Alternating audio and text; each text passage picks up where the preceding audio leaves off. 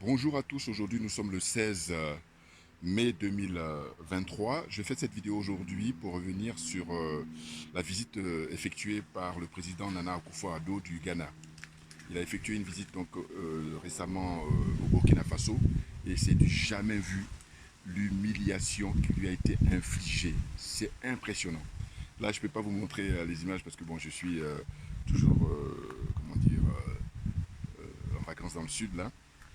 Mais toujours est-il que vous pouvez retrouver, hein, vous mettez Nana Akufo-Addo, président du Ghana, en visite au Burkina Faso. Là, tout récemment, là.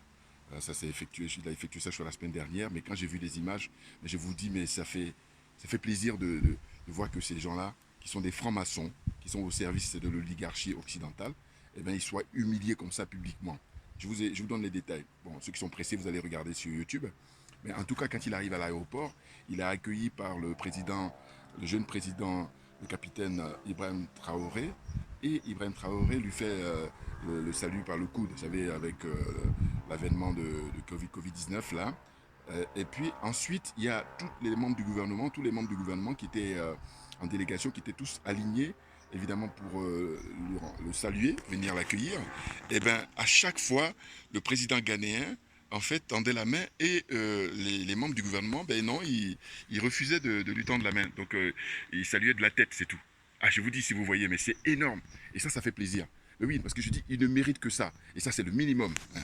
C'est le minimum à faire, à savoir que ces gens-là, eh ben, ils sont là pour servir l'Occident, ils ne sont pas là pour servir le peuple africain. Donc, leur faire ça, c'est le minimum, je vous dis. Franchement, big up à l'État, à tous les dirigeants comment dire, du Burkina Faso, avec le jeune capitaine Ibrahim Traoré, qui a beaucoup de sagesse. Parce que à chaque fois, quand il intervient, quand il est interrogé dans des interviews, ah, je vous dis, mais ce garçon, très jeune qu'il est, 35-36 ans, mais il a beaucoup de sagesse. Contrairement à des gens comme Ouattara, des gens comme, comment dire, Bazoum, des gens comme Paul Biya, des gens comme Patrice Talon, des gens comme, hein, vous voyez, tous les dictateurs là, de la zone franc CFA, la zone des aliénés, la zone des complexés et des corrompus.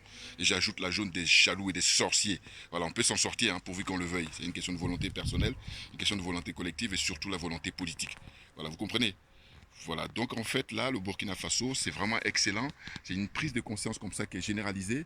Et en plus, vous voyez les volontaires, là, les VDP, comme on les appelle, là, les volontaires pour défendre la patrie, eh bien ils sont très nombreux à venir se mobiliser pour défendre la patrie du Burkina Faso. La patrie de Thomas Isidore Noël Sankara.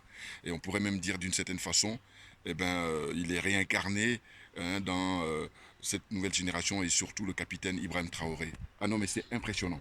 Franchement, à chaque fois que je l'écoute dans des interviews, je suis bluffé par, comment dire ça, sa tranquillité, son assurance, et puis surtout sa sagesse. Il a beaucoup de sagesse, ce garçon. Vous voyez, comme quoi. Voyez-vous. Et donc, j'ai imprimé quelques notes là, enfin quelques articles du moins. Et voilà, il est là. Hein, je ne sais pas si vous arrivez à bien voir. Vous le connaissez, hein, Ibrahim Traoré. Voilà, un jeune capitaine là, qui est la réincarnation de Thomas Sankara aujourd'hui au XXIe siècle. Vous comprenez? Donc ça fait vraiment plaisir.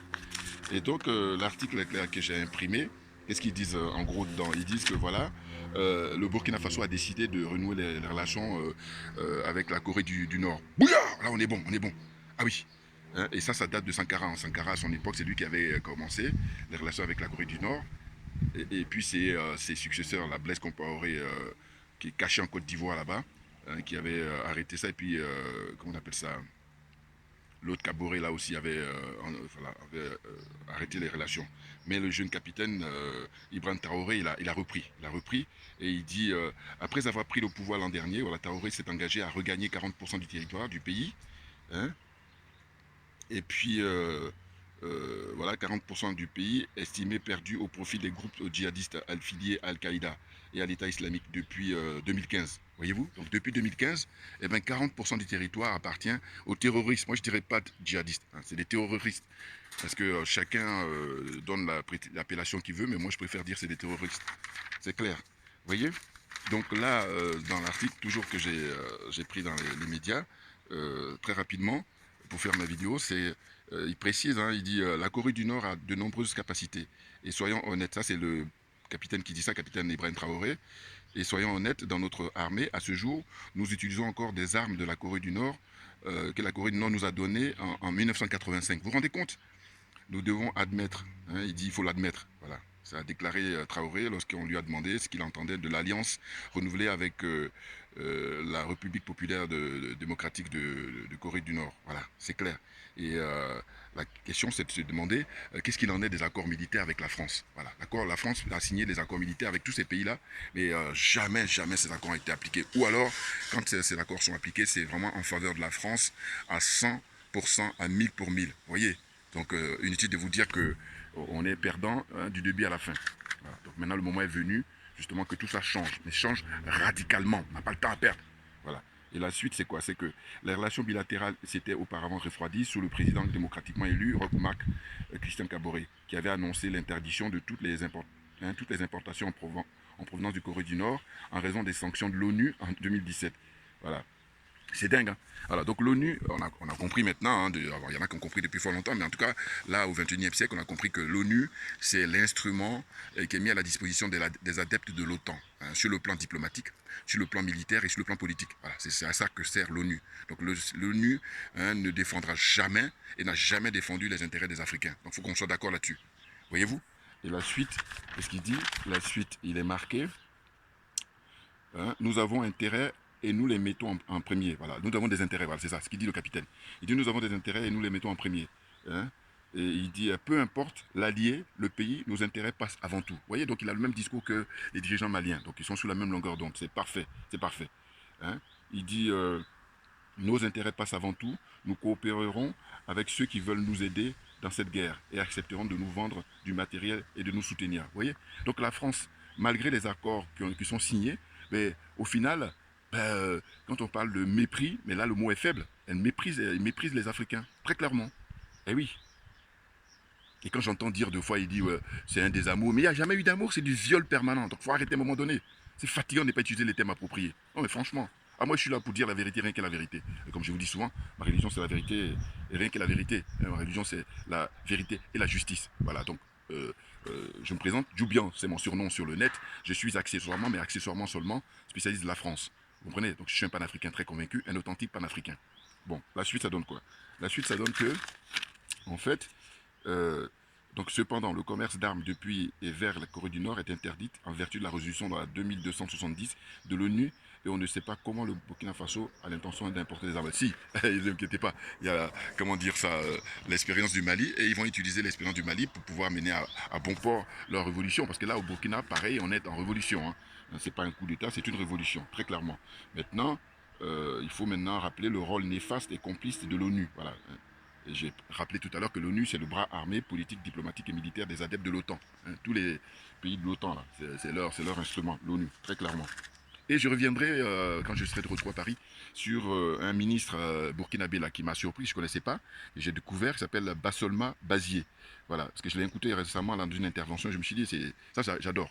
Un homme libre, hein, qui est un authentique panafricain, un authentique patriote, hein, Bassolma Bazié qui est né le 31 décembre 1970 à Koulkoudi, un homme d'État burkinabé. Il est ministre de la fonction publique. Voilà. Mais vraiment, je reviendrai sur lui parce que je vous dis, son intervention m'a beaucoup plu. Compte tenu de sa liberté, il paraît qu'il est souvent treillis aussi, alors qu'il n'est pas militaire. Et lui, il dit, mais non, mais on est en guerre. Donc il a pleinement raison, bien entendu. C'est très clair. Et pour poursuivre, c'est quoi? C'est que, vous savez que les volontaires là, qui ont décidé de monter au front, eh ben, le ministre de la Défense au Burkina Faso a été obligé même de comment dire, limiter, parce qu'il y a eu un très très grand nombre de gens qui sont mobilisés. Mais au-delà de ça, ce qui est fort, c'est la mobilisation aussi de la population, des citoyens du Burkina, des patriotes, parce qu'ils ont décidé hein, d'apporter leur soutien aussi bien financièrement, moralement et matériellement. Et ça donne quoi? Ça donne que les magistrats se mobilisent et ils apportent 32 millions de francs CFA pour l'effort de guerre. Vous voyez? Au Burkina Faso.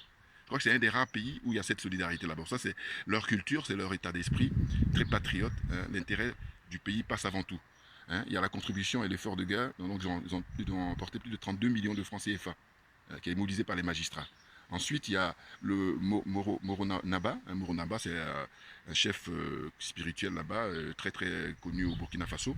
Et bien, lui, il a fait un don de 7 millions de francs CFA et de vivres pour soutenir l'effort de guerre. Vous vous rendez compte? Mais c'est énorme.